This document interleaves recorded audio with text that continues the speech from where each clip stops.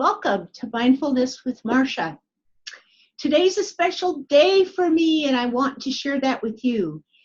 It's been approximately a full year now since I first started Mindfulness with Marsha. So it's Mindfulness with Marsha anniversary.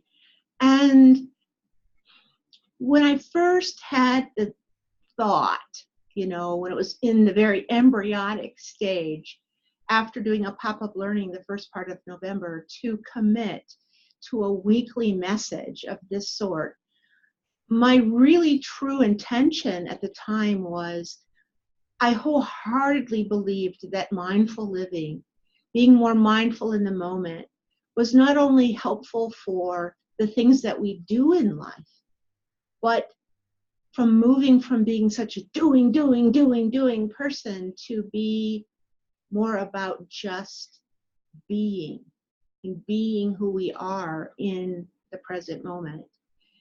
I also truly had a heartfelt passion to share strategies that have made a big difference in my life and to be vulnerable to share those with you, as well as just in our chaotic culture that we live in, and also the complex work here at the ranch, to be able to provide some strategies or tidbits for self-care. Self-care is difficult because of the word self. We have to provide it to ourselves. And when we're not providing self-care, it's probably because we wait till the very last minute or not at all to provide anything to ourselves. And so this was a whole new venue for me to be able to say, how can I help others when I have difficulty even helping myself? So thank you for being here and being with me, and for those of you who have reached out and provided me feedback that's just so precious to me, and just a happy dance, right now with me to celebrate the anniversary. And I hope that Mindfulness with Marsha will be able to be here for you in the weeks and years to come. So on to the present gift number 3 for this week. I'm going to ask you a question. Have you noticed how so many of us, and me included, spend so much of our time just wishing that things are different or were different, or anticipating how much better things will be when we have more money, or when the kids get older or are out of the house, or when I find that perfect mate, or when this project at work is over, or we can move into a bigger house, our dream house, or whatever the or would be.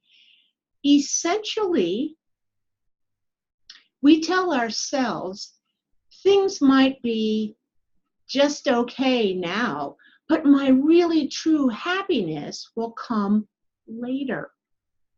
I don't have it now, it'll come later when I have these things. So researchers, and I can say for myself too, that if we eventually do arrive finally at this elusive when, instead of necessarily celebrating our accomplishments, we usually discover that we've just moved the goalposts. And we find more and more reasons to be unsatisfied with our current situation, and more reasons to wish for things to be other than they are in this present moment. This is obviously not living in a mindful lifestyle manner, and it's definitely not living with gratitude in the moment. So it is Thanksgiving week.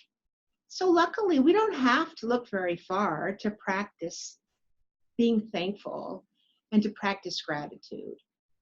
Sure, you can give thanks tomorrow for those really big things that are awesome in your life. But you could also be thankful. Be thankful for a warm cup of coffee or tea.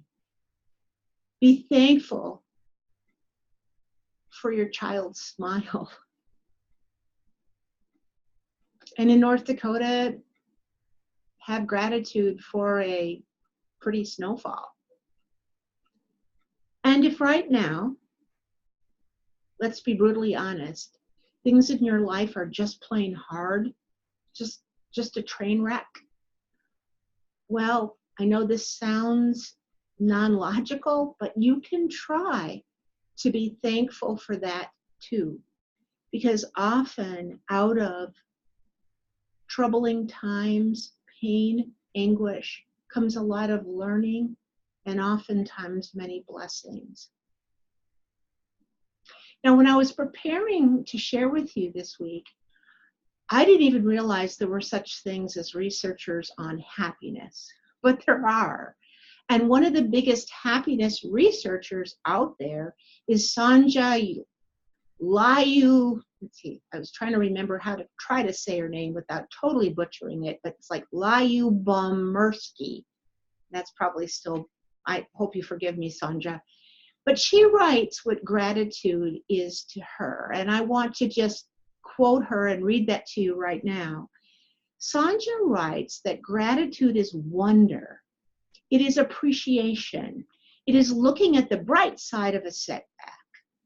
It is fathoming abundance.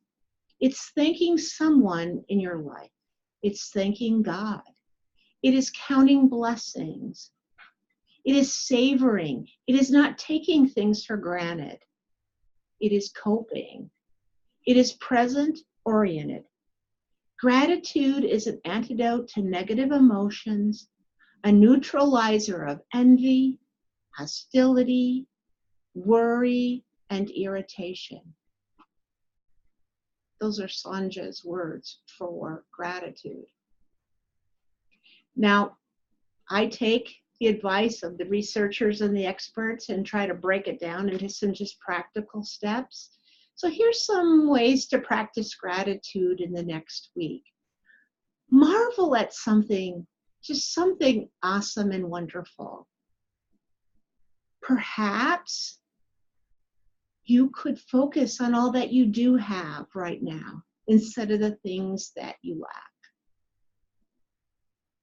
Here's a blessing for you and others. Tell someone how much you truly appreciate them. And oftentimes it's not for any big thing. It's sometimes just for them being a human being in your life. One that would be close to my heart, because I talk about pausing all the time. Savor a small moment of quiet. You know, what does it feel like? If you haven't done this yet, what does it feel like to close your eyes for a few moments and just breathe? And focus on the fact that you're breathing and you're here in this moment. Of course, we could resolve not to take things for granted. Or if you like to write things down, there's a lot of good research that writing down things that you're thankful for, well, it has a way of boomeranging back into blessings in your own life. One of my mindful teachers describes gratitude as a love letter to the universe. So if you were writing a love letter to the universe, what would you write in your letter? I've attached a blessing journal page to this email. And my mindful friend Sarah shared a similar one with me a few years ago. So I merely had to adjust a few items to share it with you. And whether you use this blessing page or not, I do hope you'll take time tomorrow, or if tomorrow is just too chaotic for you, well, here comes my bells, my school clock. If tomorrow during Thanksgiving, there's just too many things going on with family and friends, try to take some time to pause and remember your blessings. And if you have the opportunity to pause with others, family, friends, neighbors, and remember the blessings together. So until our presence present gift number 4 for next week, please know, my friends, that you are all blessings to me. Thank you for being in my life.